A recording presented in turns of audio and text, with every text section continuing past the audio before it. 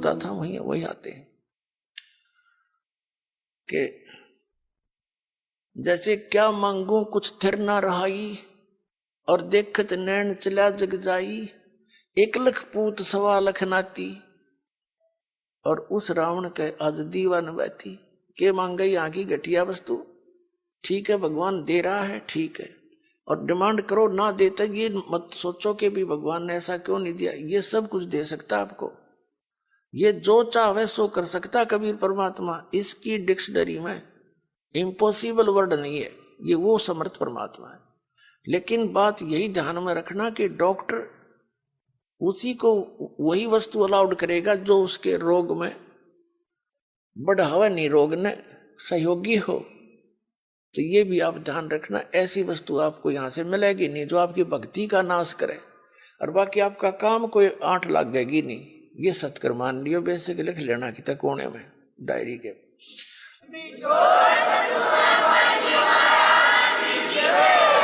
तो क्या बताते हैं कि दुविधा चतुराई, दुविधा दुर्मति चतुराई में जन्म गया नर तोरा रे, और अब भी आन मिलो सत्संग में, और करो गुरु ज्ञान पे गौरा रे। यानी गौर करो, इसमें गड़े ध्यान से विचार करो जो गुरु जी ज्ञान बताते हैं। फिर बताते हैं कि शरण पड़े को गुरु संभाले, जान के बालक भोला रे, और कह कबीर तुम चरण चित राखो, ज्यों सुई में डोरा रे। जैसे सुई में धागा डाल देते हैं और नीचे गांठ लगा देते हैं, धागा उस सुई का लटकता रहता है, उसके ऐसे चिपटा रहता है, उसे दूर नहीं हो सकता, उसको साथ साथ ले जाएंगे, साथ लटकता जाएगा। कहते हैं शरण पड़े को गुरु संभाले, जान के बालक भोला रे। पुणात्माओं जैसे जितने भी दास ने बहुत इतिहास दिखाए नकली ऋषि में ऋषियों के संतों के, सभी का विधान है कि जो कर्म में भाग में लिखा है वो तो आपने भोगना ही पड़ेगा। भाग्य में जो लिखा है उसको प्रारब्ध कहते हैं, प्रारब्ध। अब प्रारब्ध में हमने जो दुख भोगने पड़ेंगे, फिर भक्ति की आवश्यकता क्या है? कौन करेगा भक्ति? 1-2 चोटी सी लाग जब आदमी फूक देगा ठाके सारी मूर्तियां नरुन फोटुआ ने, तो क्या कैसे भक्ति कर सकता है? दिल टूट जाता प्राणी का। भक्ति करने की उत्साह तभी बनता है जब आदमी आने वाली आपदा का पता लग जाता कि ऐसा होना था, और फिर एकदम परमात्मा उस बला को टाल देगा आपकी, और आपको महसूस भी होगा सचमुच आज शरण में ना होते थे, बिजली गिर गई थी। तो फिर दूनी रुचि बनेगी भक्ति में। तो क्या बताते हैं कि जब तक आप गुरु की शरण में नहीं आते तो तब तक आप बालक थे, भोले बालक थे। और छोटा बच्चा अबोधपने में जैसे पालने में लेटा है बच्चा, बेटा या बेटी, और टट्टी पेशाब कर दिया कपड़ों में ही, और हाथ पैर मार के सारे कपड़े भी खराब, पैर पूर भी लथेड़ लिया लपट के टट्टी में, और फिर रोने लगता है, तो माता समझ जाती है कि इसने कोई भूख लगी होगी। वो जाती है उसको संभालने के लिए, तो क्या देखती है? सारे कपड़े भी खराब कर रखे, टट्टी भी कर रखी, पेशाब भी कर रखे। तो उसने बालक बुरा नहीं लगता, उसको पता है, इसने पता को नहीं, ज्ञान है माने कि इसको पता नहीं बालक से, उसको ऊपर कोई दोष नहीं, कोई क्रोध नहीं करती। उन्हें उठावेगी, धोवेगी, मांजेगी खूब अच्छी तरह, कपड़े धोकर सुखावेगी, नए पर आवेगी, और छाती के लावेगी, फिर लाड करेगी, दूध पिलावेगी। तो आज जब तक इस शरण में नहीं आते परमात्मा कबीर जी की में, आप ऐसे बच्चे हो, और अनजानपने में ना जाने कितनी गलती करके आप कति छट गए, उसमें लथड़े पड़े हो। लेकिन कहते हैं शरण पड़े को गुरु संभाले, और जान का बालक भोला रे, कहे कबीर तुम चरण चित राखो, ज्यों सुई में डोरा रे। आपका इतना काम है।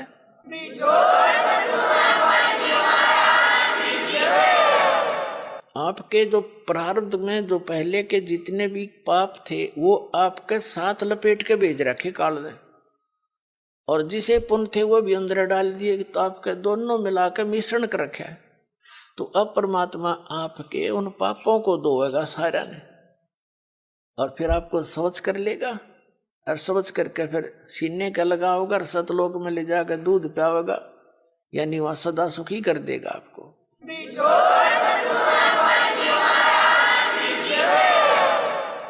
शरण पड़े को गुरु संभाल, जान के बालक भोरा रे, कह कबीर तुम शरण चित रखो।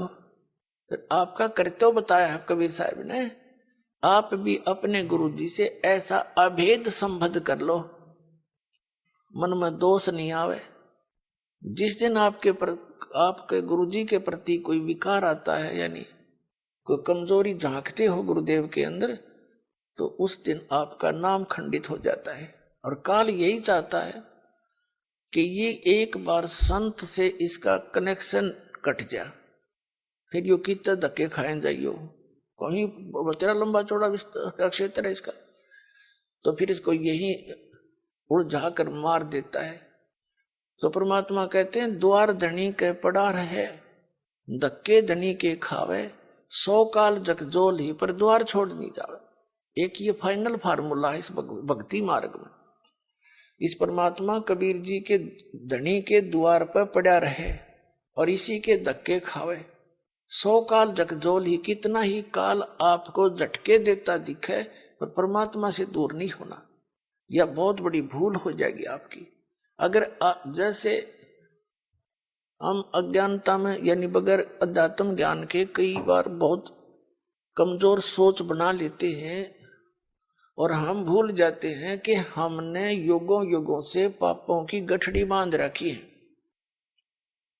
और उसके लिए परमात्मा कहते हैं धीरे धीरे रे मना, धीरे सब कुछ हो, माली सी चैसो घड़ा तो समय आए फल हो।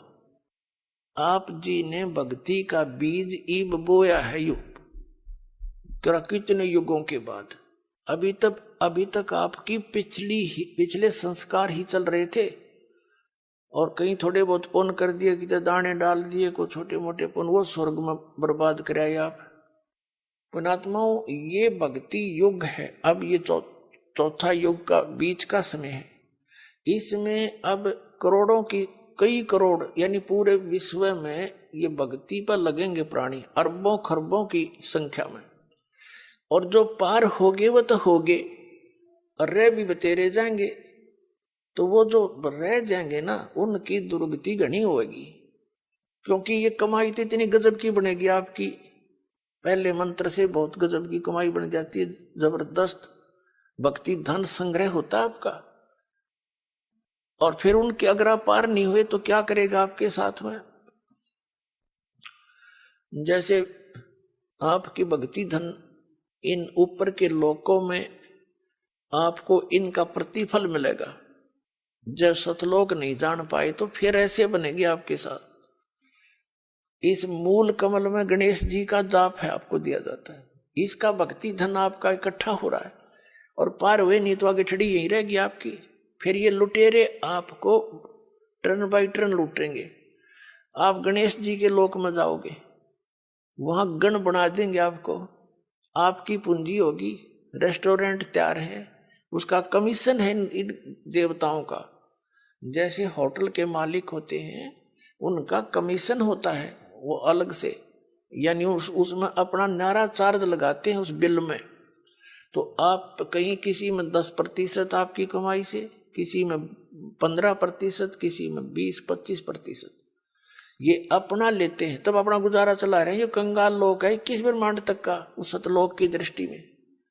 और आप भक्ति के धनी लोग वहां जाते हैं, जैसे यहाँ कुल्लू मनाली में जाते हैं गर्मियों में सेठ लोग, और 10-20 हजार रुपये खराब करके उल्टे फिर आ जाते हैं मुंह लटका कर कर्म क्षेत्र में।